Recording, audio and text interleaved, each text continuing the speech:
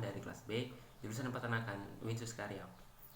Baik, pertama saya ingin mengucapkan selamat menunaikan ibadah puasa baik yang menjalankan. Semoga amal ibadah kita diterima di sisinya.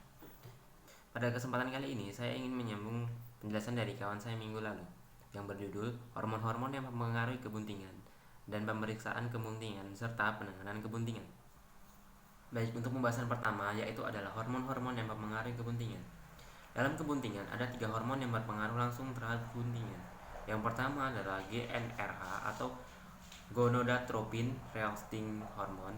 Yang kedua ada hormon estrogen. Ada juga yang ketiga adalah hormon progesteron yang disebut juga dengan hormon kebuntingan. Untuk fungsi dari GnRH adalah untuk menstimulasi kelenjar pituitari sehingga dapat menghasilkan hormon FSH dan LH. Selanjutnya itu estrogen. Estrogen ini dihasilkan di folikel. Semakin besar folikel yang terdapat pada ternak, maka semakin besar pula hormon yang terdapat pada ternak. Nah, hormon estrogen ini dia yang berperan sebagai penunjuk gejala-gejala birahi pada ternak. Baik, untuk hormon progesteron disebut juga dengan hormon kebuntingan. Fungsi utama dari hormon ini adalah untuk mempertahankan kebuntingan. Hormon ini diproduksi di korpus lektum. Selain 3 hormon di atas, masih ada juga beberapa hormon yang berperan penting dalam reproduksi ternak. Yang pertama adalah FSH atau Follicle Stimulating Hormone. FSH diproduksi di kelenjar pituitari. FSH mempunyai efek perubahan morfologi ovarium. FSH akan menstimulasi perkembangan folikel pada ovarium menjadi follicle the graft. Yang kedua ada LH. Berbeda dengan FSH, LH menstimulasi terbentuknya korpus lektum atau sisa dari folikel yang sudah ovulasi. LH juga menstimulasi terjadinya ovulasi. Ini dikenal sebagai LH SART atau lanjutan LH yang akan menstimulasi terjadinya ovulasi. Untuk selanjutnya ada juga hormon prostaglandin. Prostaglandin dihasilkan di uterus. Hormon ini mempunyai fungsi untuk menghancurkan korpus lektum. Artinya, hormon ini bekerja pada saat mendekati proses kelahiran. Lalu ada juga oksitosin. Oksitosin ini merupakan hormon yang berperan saat proses kelahiran dan setelah kelahiran. Pada proses kelahiran, hormon ini akan menstimulasi kontraksi otot-otot uterus sehingga proses kelahiran terjadi. Lalu ada juga prolaktin. Hormon ini berfungsi untuk menstimulasi kelenjar memai untuk memproduksi susu pada ternak ruminansia. Ada juga hormon testosteron. Testosteron terutama disekresikan oleh testikel pada ternak jantan dan di ovarium pada ternak betina, walaupun jumlahnya sedikit. Sebagian kecil juga disekresikan oleh kelenjar adrenal. Yang terakhir ada hormon PMSG. Hormon ini merupakan hormon gonadotropin yang dihasilkan oleh mangkok endometrium uterus kuda selama masa kebuntingan. Kira-kira pada usia 40 sampai 120 hari pada masa kebuntingan. Baik, kita memasuki subbab kedua, yaitu adalah pemeriksaan kebuntingan serta penanganan kebuntingan. Deteksi kebuntingan merupakan salah satu tindakan yang penting dilakukan untuk mengetahui bunting atau tidaknya seekor ternak tersebut, dan untuk mengetahui pula normal atau tidaknya saluran reproduksi pada ternak tersebut. Ada beberapa faktor yang mempengaruhi cepat atau lambatnya perkembangan kebuntingan. Yang pertama adalah kondisi ternak yang dapat dilihat dari body score. Ternak yang baik memiliki body score yang di atas 3. Untuk selanjutnya adalah faktor kondisi kesehatan dan normalitas organ reproduksi. Lalu ada juga keberhasilan fertilisasi baik secara alami maupun secara IB. Dan yang terakhir ada pemeliharaan selama kebuntingan. Untuk teknik yang dapat digunakan untuk mengetahui atau mendeteksi kebuntingan, terdapat 2 teknik. Yang pertama adalah teknik indikasi luar. Yang kedua, teknik indikasi dalam. Untuk teknik indikasi luar dapat dilakukan dengan cara melihat tanda-tanda yang diperlihatkan oleh ternak. Contohnya sebagai berikut. Yang pertama bisa dilihat dari membesarnya kelenjar mamai pada usia kebuntingan 4 bulan untuk sapi yang pertama kali bunting. Dan untuk sapi yang sering kali bunting atau yang telah banyak beranak, biasanya pembesaran ambing terjadi pada usia kebuntingan 1 atau 4 minggu sebelum kelahiran. Dan selanjutnya dapat dilihat pula dari tingkah laku ternak. Tingkah laku ternak biasanya akan bertambah tenang, lamban, dan berhati-hati ketika bergerak, sesuai dengan bertambahnya umur kebuntingan. Pada minggu terakhir kebuntingan, biasanya terjadi pelonjakan atau pertambahan bobot badan. Dan pada minggu terakhir kebuntingan, terlihat lenggokan pada pangkal tulang ekor, endodema, dan relaksasi vulva.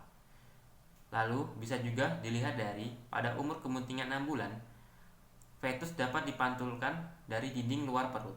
Fetus teraba sebagai benda padat dan besar yang tergantung berayun di dalam struktur lunak perut. Untuk teknik kedua yaitu adalah teknik indikasi dalam. Untuk melakukan teknik ini biasanya dilakukan pada saat 3 bulan setelah perkawinan dilakukan atau setelah IB disuntikkan. Biasanya untuk melakukan palpasi dalam dilakukan oleh tenaga medik kesehatan hewan atau orang yang telah memiliki kemampuan dalam bidang tersebut. Sebelum melakukan palpasi ada beberapa yang harus diperhatikan. Yang pertama, sejarah perkawinan ternak yang bersangkutan.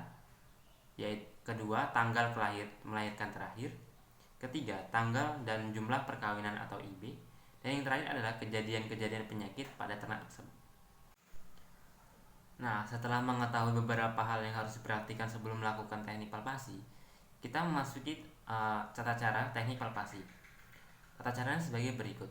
Yang pertama, pemeriksa memakai pelindung sepatu boot, pakaian praktek lapangan yang berlengan pendek. Lalu, memakai sarung tangan plastik. Kuku pemeriksa harus dipotong tumpul, rata, licin, dan tidak boleh memakai cincin. Lalu melakukan pemeriksaan dengan tangan kanan atau kiri sesuai kebiasaan. Waspada terhadap sepakan atau tendangan kaki sapi yang biasanya terjadi menjelang atau waktu dimasukkan ke dalam rektum. Sarung tangan plastik harus dilicinkan dengan sabun. Tangan dimasukkan ke dalam rektum dalam bentuk mengerucut dan dilakukan sampai melampaui organ reproduksi. Apabila feses banyak, maka perlu dikeluarkan terlebih dahulu. Yang terakhir adalah merasakan setiap perubahan-perubahan yang terjadi pada organ reproduksi. Berikut adalah tanda-tanda perubahan yang dapat diketahui dengan menggunakan teknik palpasi dalam. Saya telah menyajikan dalam bentuk tabel sebagai berikut.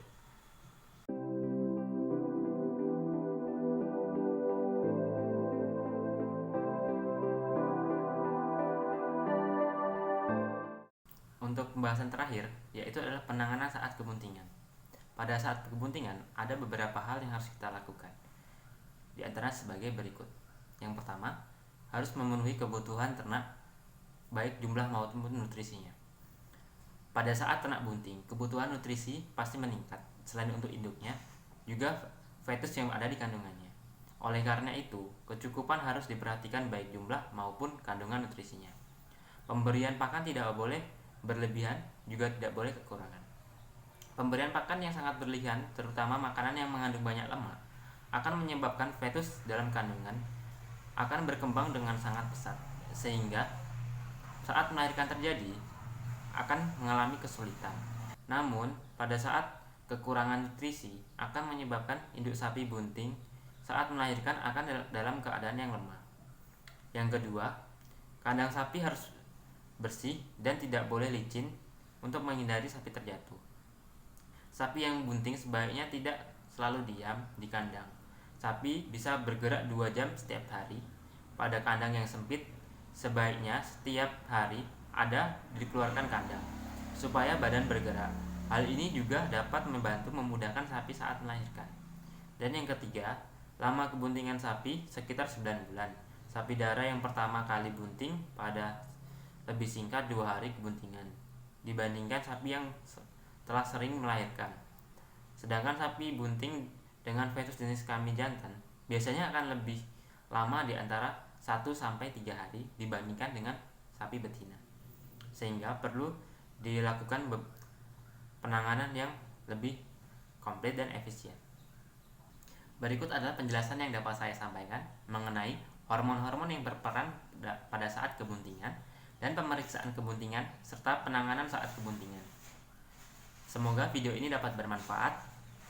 Akhirul kalam, wassalamualaikum warahmatullahi wabarakatuh.